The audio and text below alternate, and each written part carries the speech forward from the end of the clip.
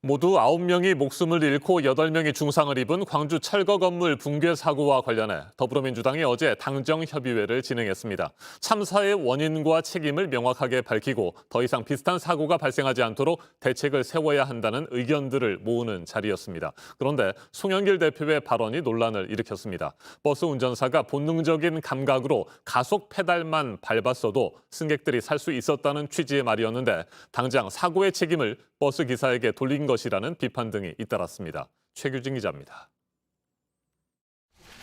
광주 사고 관련 당정회의에서 민주당 송영길 대표가 이해할 수 없는 사고란 취지로 모두 발언을 합니다. 그런데 그 과정에서 논란이 되는 발언이 나왔습니다.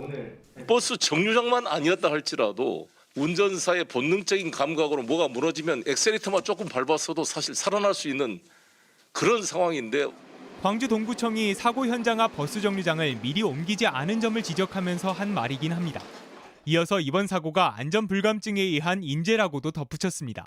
무슨 영화의 한 장면 같은 이런 재난 현장을 보면서 많은 국민들이 안타까워하고 하지만 앞선 발언을 두고선 무방비 상태로 사고를 당한 버스 기사에게 책임을 지우려 한 게 아니란 비판이 나왔습니다. 집권 여당 대표가 제대로 된 원인 진단과 개선책을 내놓기는커녕 황당한 인식을 갖고 있으니 정의당 강민진 청년 대표도 이런 취지로 비판을 하면서 중대재해를 영화에 비유한 것도 이해할 수 없다고 지적했습니다.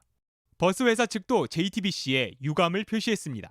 중상을 입고 치료 중인 기사에게 할 말은 아니란 겁니다. 논란이 커지자 민주당은 피해자에게 책임을 전가한 것이 아니라고 선을 그었고 송 대표도 직접 담당 구청을 질책하기 위해 꺼낸 말이라고 설명에 나섰습니다. 이런 위험한 건물을 일반 대로상에서 방치해서도 안 될 것인데 버스 정류장이 있는 바로 그 앞에 이것을 방치했다는 것은 있을 수 없는 일이다. 송 대표는 앞서 아이들 교육 때문에 따로 떨어져 사는 기러기 가족에 대해서도 논란이 된 발언을 했다 사과한 바 있습니다. JTBC 최규진입니다.